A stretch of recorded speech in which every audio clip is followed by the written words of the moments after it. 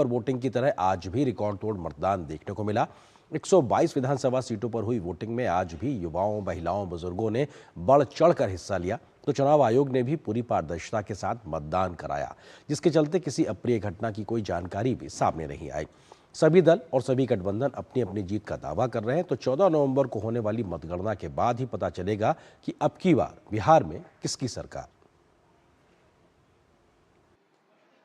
बिहार विधानसभा चुनाव 2025 के दूसरे और आखिरी चरण का मतदान मंगलवार को संपन्न हो गया। बिहार की 122 सीटों के लिए दूसरे फेज में गयाजी, कैमूर, रोहतास, औरंगाबाद, अरवल, जहानाबाद, नवादा, भागलपुर, बांका, जमुई, सीतामढ़ी, शिवहर, मधुबनी, सुपौल, पूर्णिया, अररिया, कटिहार, किशनगंज, पूर्वी चंपारण और पश्चिमी चंपारण में लोगों ने बढ़ चढ़कर मतदान में भागीदारी की। पूरे राज्य के अलग अलग मतदान केंद्रों पर हर उम्र, हर वर्ग के लोग उत्साहपूर्वक अपने मताधिकार का प्रयोग करते नजर आए। इस दौरान मतदान केंद्रों पर लोकतंत्र के रंग बिरंगे नजारे देखने को मिले। कहीं बुजुर्ग मतदाता व्हीलचेयर पर बैठकर वोट डालने पहुंचे, तो कहीं महिलाएं अपने नौनिहालों के साथ मतदान केंद्रों पर नजर आईं। वहीं पहली बार वोट डालने वाले युवाओं में खासा उत्साह नजर आया।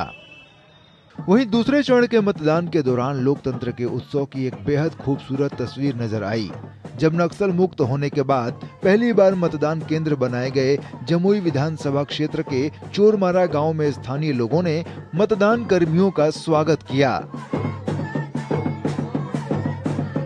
आज दूसरे और आखिरी चरण के मतदान के संपन्न होने के साथ ही दिग्गजों का फैसला ईवीएम में कैद हो गया। वहीं दो चरणों में बढ़ चढ़कर बम्पर वोटिंग और रिकॉर्ड मतदान प्रतिशत के साथ पक्ष और विपक्ष अपनी अपनी जीत के प्रति आश्वस्त नजर आ रहे हैं।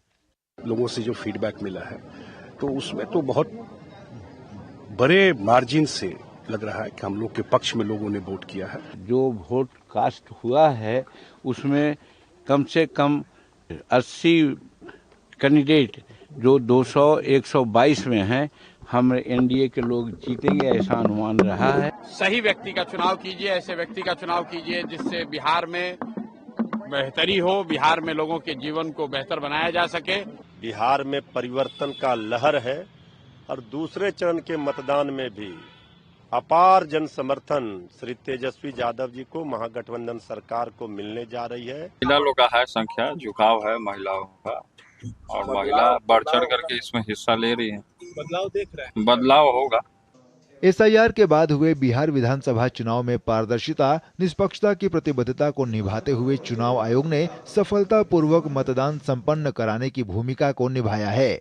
अब सबकी निगाहें 14 नवंबर पर टिकी हैं, जिस दिन ये तय होगा कि आखिर बिहार की सत्ता का ताज किसके सिर जाएगा। शैलेंद्र मिश्र, मधुरेश नारायण, आलोक कुमार के साथ ब्यूरो रिपोर्ट, डीटी न्यूज।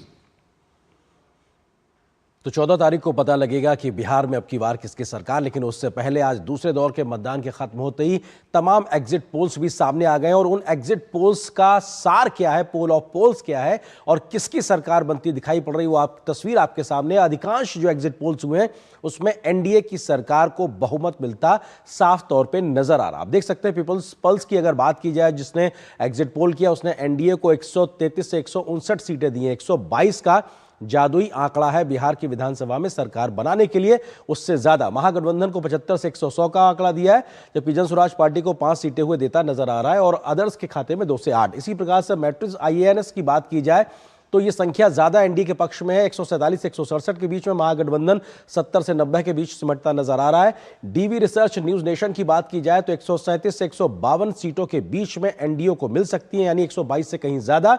83 से 98 के बीच में, यानी 100 से नीचे ही महागठबंधन समेट सकता है। और चाणक्य के एग्जिट पोल की बात की जाए तो ये 130 से 138 सीटों के बीच में एनडीए को दे रहा है, यानी कि 122 से थोड़ा ज्यादा, और 100 से 108 के आसपास में महागठबंधन को यह सीट देता नजर आ रहा है।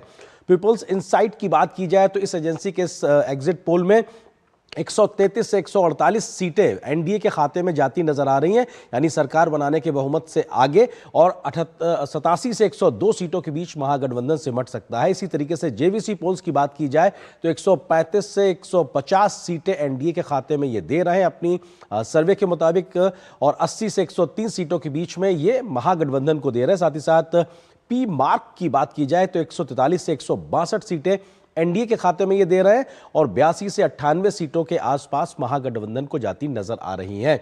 और जन स्वराज